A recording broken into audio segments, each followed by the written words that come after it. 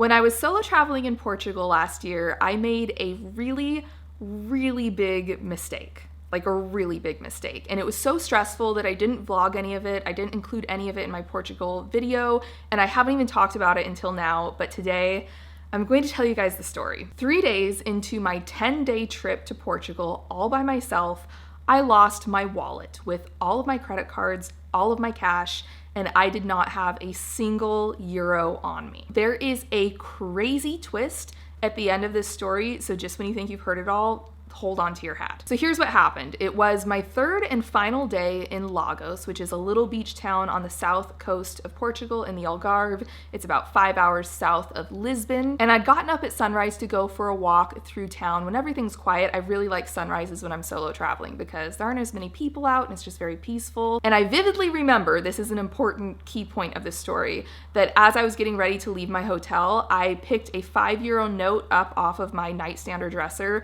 and I shoved it into my wallet. And it wasn't like a big wallet, it was one of those little just like card slot slide wallets. So I know I had my wallet that morning in my hotel room. So I head out for my walk, it's like 7 a.m., literally 0 people are on the streets. I have the entire place to myself. It's because it was a Saturday morning and Portuguese nightlife runs very, very, very, very late, like 5 or 6 in the morning, so nobody is out at 7 on a Saturday. So there was no chance of pickpocketing or anything like that. So I take my time, I stroll down like 100 different streets, like with no specific route. And then I went to breakfast, and after I finished eating my meal, I went to pay and I didn't have my wallet. Not only is that situation mortifying, it was the first time in my life it's ever happened to me, but I was in a foreign country all by myself. And the restaurant was really nice about it. I could tell that they were kind of like, is this a scam? Because I was clearly a traveler and I was like, I am so sorry. I must have left my wallet in my hotel room. I will run back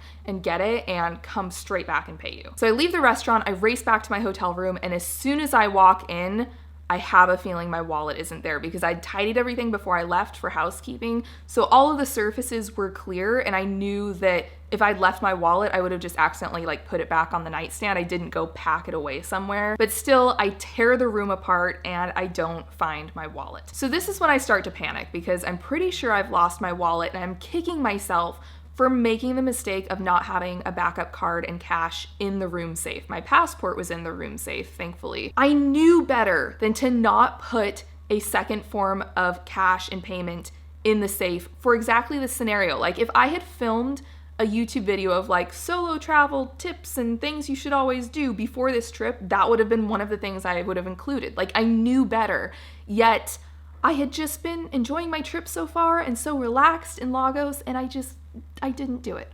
I didn't do it. And I'm panicking because it's a Saturday in a little beach town. Even if there is somewhere that I can set up a wire to, I don't know if it's open on the weekend. I'm supposed to be leaving in the morning to head to another city, and I'm 5 hours from the Lisbon airport that I flew into. So I don't even have money to hire a taxi to take me to a wire transfer place or a bank, or to take me up to Lisbon to get a flight home. Like I am stuck within walking distance of where I am, and I do not have any money. So what does a girl do? She texts her dad at 4 a.m. his time and says, hey, I'm pretty sure I lost my wallet. So he's up, he's ready to save the day, and I ask him, can you start researching where near this hotel I can get a wire transfer? And in the meantime, I'm going to go run and retrace my steps through the city and see if my wallet fell out somewhere. Because as I was walking around, I was like taking pictures, pulling my camera out, putting my phone back away, and like I'm thinking that that's how it must have happened. And I'm trying to be as efficient as possible because I'm like, it's a Saturday, maybe somewhere's open, but maybe it's only open until noon. Like I need to figure this out as fast as possible. So he's on like the research side for where I could get money. I take off running my steps back through Lagos, like scanning the ground, like trying to remember which streets I went down, where all I'd been. I check with the front desk of my hotel thinking maybe somebody turned it in there. They said they didn't have anything. So I head back to my room. I hear back from my dad. He's found a Western Union in Lagos that's open on Saturday, and we set up a wire transfer to get me some cash. I felt so lucky that there was a place within walking distance that was open that I could get cash from because I I don't know what I would have done. Would I have had to walk 15, 20 miles to like another town where there was something there? So I pick up the cash at the Western Union, I head back to my hotel, and I cancel all of my credit cards. And I'm just relieved to have a resolution. But remember the twist I told you about at the beginning of the video. I'm sitting in my hotel room that afternoon and my room phone rings. And I pick it up and it's the front desk saying that a supermarket in town has my wallet. And I'm confused for a variety of reasons. One, I didn't go into any supermarkets that morning. Nowhere was open. And how do they know who I am and where I'm staying, and how did they find me? This gets crazy, guys. The front desk guy doesn't really have a lot of answers, but he tells me I need to go to a market that is near like another restaurant or something. And I was like, what's the name of the market? And he's like, it doesn't have a name. It's just a market in that area. So I head into town looking for this market, and I kind of see like a grocery here that looks like a market and another store there that could be a market. But then I see this little tiny market with some fruit inside, and my gut just tells me this feels right. So I walk in and I go up to the counter, and there's an older woman behind the counter, and I ask, do you have a wallet by chance that's been turned in?